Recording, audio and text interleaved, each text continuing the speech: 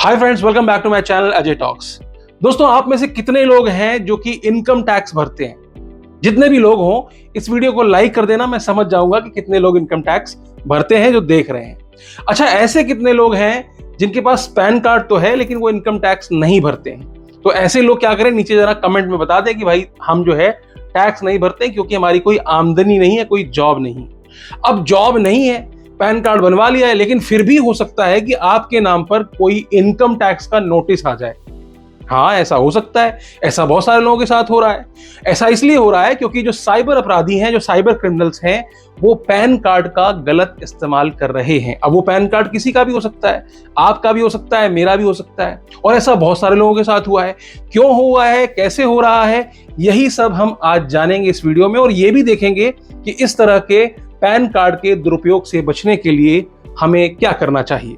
तो सबसे पहले देश का बहुचर्चित एक मामला था, पिछले साल नोएडा में आया था, अगर आपने देखा हो तो 10,000 करोड़ से अधिक की जीएसटी चोरी का एक मामला सामने निकल करके आया था, जिसमें अब तक 44 लोगों की गिरफ्तारी ऑलरेडी की जा चुकी है। यानी कि कुछ साइबर ठगों ने बहुत सारी फर्जी फॉर्म्स बना ली, मतलब हजारों की संख्या में फर्जी फॉर्म्स बना ली।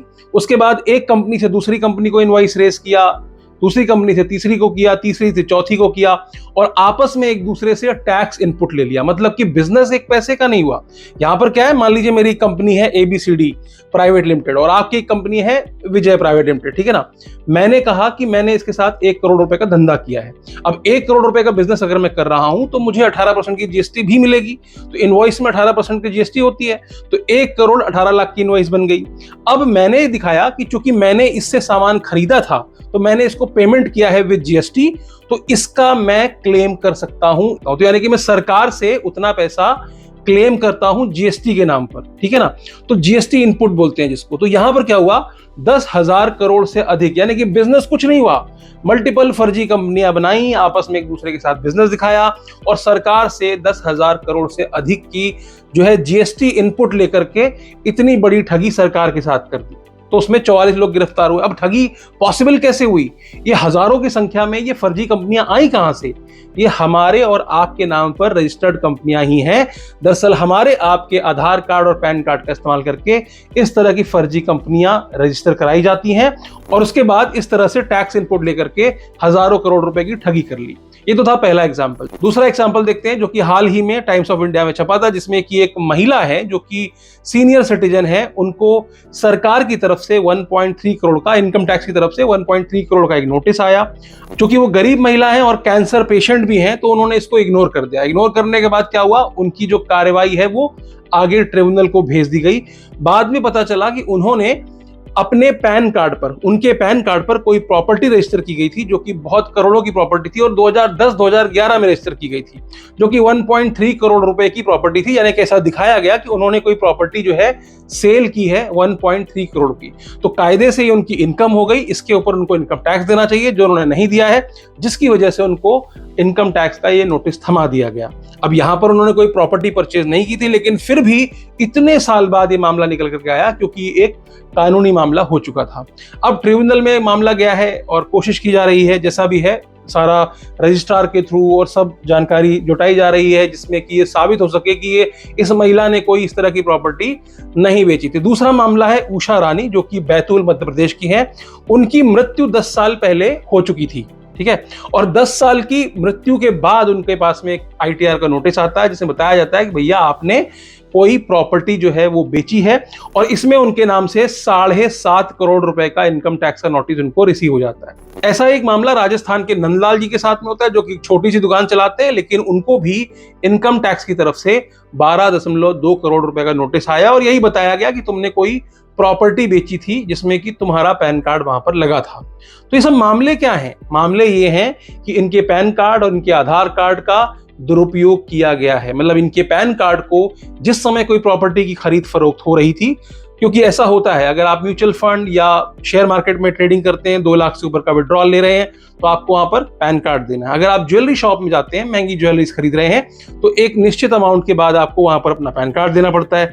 ऐसे ही प्रॉपर्टी की खरीद फरोख्त में ही पैन कार्ड दिया जाता है, और साथ में ही अगर आप महंगे वाहन खरीद रहे हैं तो वहां पर भी जब आप पैन कार्ड देते हैं, तो इस तरह की जो ट्रांजेक्शन्स हैं उसको ये संस्थाएं इस तरह के ट्रांजेक्शन्स को इनकम टैक्स को रिपोर्ट करती हैं और वहां पर एक टीडीएस काटा जाता है। क्यों काटा जाता है? ताकि वो आपके पैन कार्ड के अगेंस्ट शो किया जा सके कि आपने इस तरह का कोई परचेज किया है। अभी तक क्या था, पैन कार्ड और आधार कार्ड जो है दोनों लिंक नहीं थे, लेकिन जैसा कि गवर्नमेंट का कहना है कि 70 करोड़ से अधिक पैन कार्ड इस समय जो है वो आधार कार्ड से कनेक्टेड हैं। तो पहले जब आधार कार्ड से कनेक्टेड नहीं हुआ करते थे, इंडिविजुअली इनका गलत इस्तेमाल भी होता था, लेकिन आजकल सब व्यवस्थाएं हैं, पता कर लिया जाता है कि किस पैन कार्ड के साथ में कौन सा आधार कार्ड एसोसिएटेड है। अब मैं आपको कुछ और न्यूज दिखाता हूं, जहां पर आप देख सकते हो कि किस तरह से एक व्यक्ति को गिरफ्तार किया है जिसने कि 300 से अधिक खाते खुलवाए गरीबों के, ग्रामीणों के, उनको 5 से 10 हजार रुपए देता था और उनके खातों का इस्तेमाल जो है वो साइबर ठगी में करता था। ऐसे एक दूसरा मामला है, यहां पर भी यही है।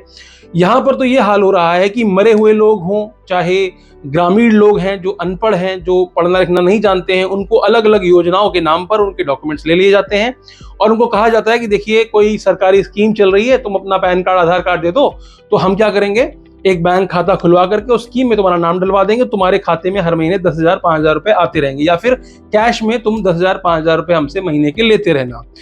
इस तरह से क्या होता है, उस ग्रामीण को तो पता नहीं है, उस गरीब को तो पता नहीं है कि उसके खाते का इस्तेमाल कहाँ किया जाने वाला है और उसके पैन कार्ड का इस्तेमाल इस तरह के फर्जी खातों में कर लिया जाता है। और यहाँ पर कई सारे बैंकर जो हैं वो भी इन्वॉल्व होते हैं, वो भी इस तरह से हेल्प करते हैं साइबर क्रिमिनल्स को, वो भी पैसा लेते हैं और इन खातों से करोड़ों रुपए का लेन देन होता है। अब यहाँ पर क्या है, यहाँ पर कोई टीडीएस तो नहीं कटता, टीडीएस नहीं कटा मतलब आपके पैन कार्ड के अगेंस्ट शो भी नहीं कर रहा है, लेकिन बैंकिंग सिस्टम में अगर किसी बैंक खाते से करोड़ों रुपए का ट्रांजैक्शन हो रहा है तो उस केस में क्या होता है, जो बैंकर्स होते हैं वो अलर्ट हो जाते हैं और ये सारे ट्रांजैक्शंस की रिपोर्ट जो है वो ऊपर भेजी जाती है और उस केस में क्या होता है, इनकम टैक्स का आपको नोटिस आता है कि भैया ये पैसा कहां से और क्यों सर्कुलेट कर रहे हो। या फिर जब कोई विक्टिम जो कि साइबर क्राइम में फंस गया है, जिसने अपने पैसे गंवाए हैं, जब वो साइबर क्राइम में जाकर रिपोर्ट करता है तो ये बैंक अकाउंट जो है फ्लैश होता है जो कि उस ग्रामीण का है और पुलिस उस ग्रामीण के पास पहुंचती है, उसको अरेस्ट करती है, उससे पूछताछ करती है। अभी हाल ही के केस में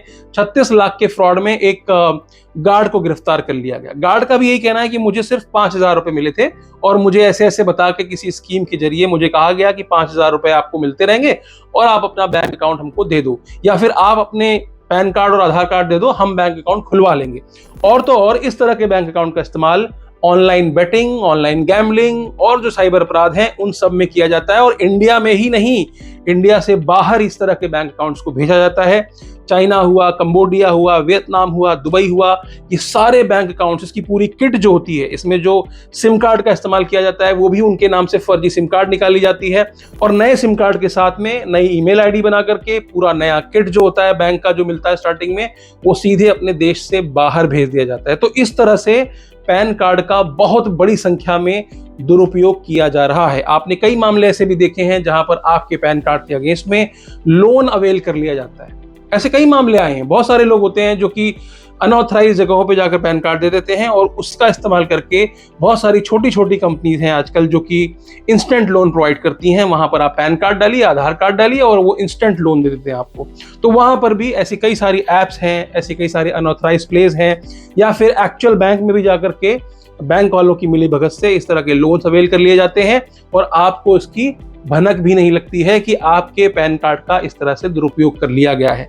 अब सवाल यह है कि आपको पता कैसे चलेगा कि आपके पैन कार्ड का दुरुपयोग कर लिया गया है और इससे बचना कैसे है। तो सबसे पहले क्या होता है, अगर आप टैक्स पेयर हैं तो आप जानते ही होंगे कि इनकम टैक्स की जो वेबसाइट है, ऑफिशियल वेबसाइट है, जब उसमें आप लॉग इन करते हैं तो वहां पर एक AIS की रिपोर्ट होती है। जब आप AIS रिपोर्ट जाकर चेक करते हैं तो हर क्वार्टर आपको क्या करना है, AIS की रिपोर्ट चेक करनी है, जिसमें आपको देखना है कि क्या कोई नई तरह की ट्रांजैक्शन आपके AIS में रिफ्लेक्ट कर रही है या नहीं। अगर कर रही है तो आप वहां पर डिस्प्यूट भी डाल सकते हैं कि ये ट्रांजैक्शन मेरे पैन के अगेंस्ट नहीं दिखाई जानी चाहिए थी क्योंकि मैंने इस तरह का कोई ट्रांजैक्शन नहीं किया है। तो ये सुविधा ऑनलाइन उपलब्ध है। तो आपको क्या करना है, इनकम टैक्स की वेबसाइट पे लॉगिन करना है अपने पैन कार्ड के जरिए और वहां पर जाकर के अपनी AIS रिपोर्ट डाउनलोड करके आप देख सकते हैं। दूसरा आप क्या कर सकते हैं, अपनी सिबिल रिपोर्ट देख सकते हैं। आजकल बहुत सारी एप्स हैं जो कि फ्री ऑफ कॉस्ट सिबिल भी आपका प्रोवाइड कर रही हैं। उस केस में आप क्या कर सकते हैं, जैसे पेटीएम हुआ, देखो स्पॉन्सर्ड नहीं है, मैं तो आपको बता रहा हूँ, पेटीएम पे भी इस तरह की सुविधा है। हालांकि जब भी आप रिपोर्ट चेक करते हैं तो आपका कुछ 3 पॉइंट सिबिल कटता है, तो ये याद रखें कि आप ज्यादा फ्रीक्वेंटली इसको चेक ना करें। तो आपको क्या करना है, गूगल करके पता कर लो कहां पर आप सिबिल देख सकते हो, वहां जाकर के आप सिबिल अपना रिपोर्ट देखोगे तो उसमें आपको पता चल जाएगा कि आपके नाम पे कितने क्रेडिट कार्ड चल रहे हैं, आपके नाम पे कितने लोन्स चल रहे हैं, और जो भी खासकर लोन्स और क्रेडिट कार्ड, ये 2 चीजें तो वहां पर दिखी जाती हैं। और यहाँ पर जैसे कि आपने कोई प्रॉपर्टी रजिस्टर की है, जहां भी फाइनेंशियल जो भी रिपोर्टिंग होती है वो आपको सिविल में दिख जाती है। तो ये 2 तरीके हैं, एक सिविल देखना और दूसरा AIS देखना। तो बचना क्या है, बचना सिर्फ यही है कि देखो अपने पैन कार्ड का इस्तेमाल जो है वो जहां जरूरी है वहीं पर करें। बहुत सारे लोग हैं जो अपनी आइडेंटिटी के लिए भी पैन कार्ड का इस्तेमाल करते हैं, तो वहां पे हो सकता है वोटर ID कार्ड का इस्तेमाल करो, क्योंकि वोटर ID कार्ड ऐसा डॉक्यूमेंट है जिसका कि इस्तेमाल ज्यादा फाइनेंशियल उसमें लगता नहीं है। फाइनेंशियल कोई भी आपको बैंक अकाउंट खुलवाना है, कुछ खुलवाना है, तो आधार कार्ड और पैन कार्ड मस्ट होता है।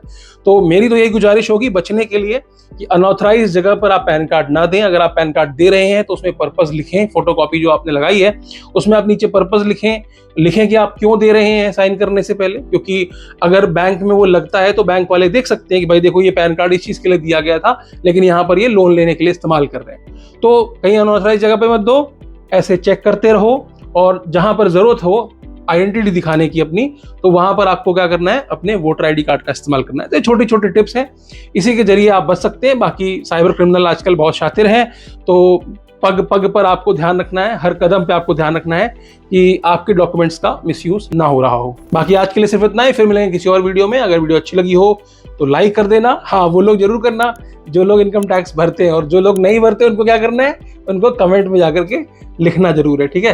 तो आज के लिए सिर्फ इतना ही, फिर मिलेंगे किसी और वीडियो में। वीडियो अच्छी लगी हो तो लाइक कर देना, चैनल पर नए आए हो सब्सक्राइब करते हुए जरूर जाना।